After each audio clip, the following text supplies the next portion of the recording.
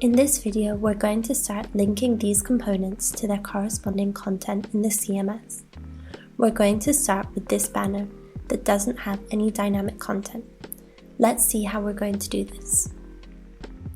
So I'm going to select this element called Cards, Text Over and Button, and I'm going to come here to the View panel, to Background, and I'm going to add a background image. To do this, I'm going to click Select, and I'm going to select the image I want. In this case, I've got my image here. Okay, I'm going to check that in image size, cover is selected, and in image position, the center option is selected. Only this way will my image look like this. Now all we have left to do is change this placeholder. We can do this directly on the canvas, double-clicking on the text element and editing it. We can also select the element, come here to the data panel, and in this text section, we can alter the text. I'm going to write Amsterdam. Okay, this is now complete. We can now move on to this section here. I'm going to start by altering this text placeholder. I'm going to write must see.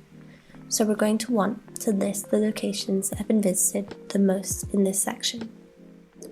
So now I'm going to select this flex layout here called horizontal scroll, and I'm going to come here to the data panel and I'm going to enable the data. I'm going to select this option, come down here in collection, and I'm going to select the collection that I want. In this case, it's this one called sites. As you can see, this scroll bar has been added because this flex item was repeated based on the number of entries that this collection has. Let's take a look here. Okay, so this collection has the number of entries that have been listed here. Now we don't actually want to see all of these entries here. We only want to see the sites that have been viewed the most times. Luckily, we have an attribute in this collection that will allow us to do this. Must see is a true or false attribute that created this field. So the content manager can use this attribute to determine which sites they want to highlight. So as long as this field is set to true, that particular site will appear. But there's one thing we need to do for this to function correctly. So I'm going to come back here to the bottom layer app. I'm going to select horizontal scroll, and I'm going to come here to the data panel. Down here in filters, I'm going to click add filter. In attribute, I'm going to select must see attribute, and I'm going to choose is true under the condition. This means that in this list, the only sites that will appear will be the ones the content manager assigned this must see attribute to as true. So all of the sites that the content manager has populated with this option here. So it's super easy. All you have to do is click create, and we can already see that there are less sites appearing. Now we're going to bind these elements. Let's select this image here,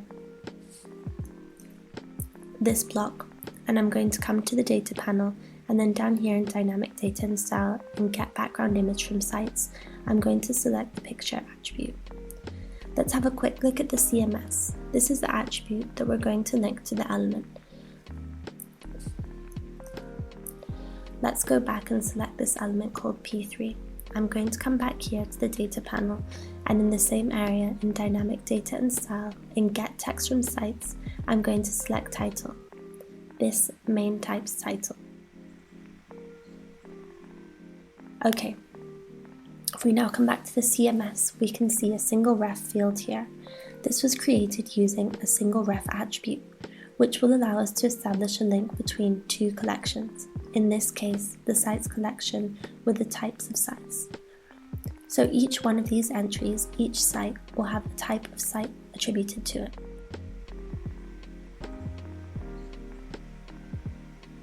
We have a series of options here that are exactly the same as the entries that can be found in the type sites collection.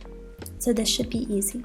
Let's go back to the bottom layer app now, and let's add the reference title that belongs to another collection here. So let's select this headline and come here to the data panel and get text from sites. Let's select the title attribute. So this first flex layout is now complete. Let's move on to the next videos to start working on the next flex layouts.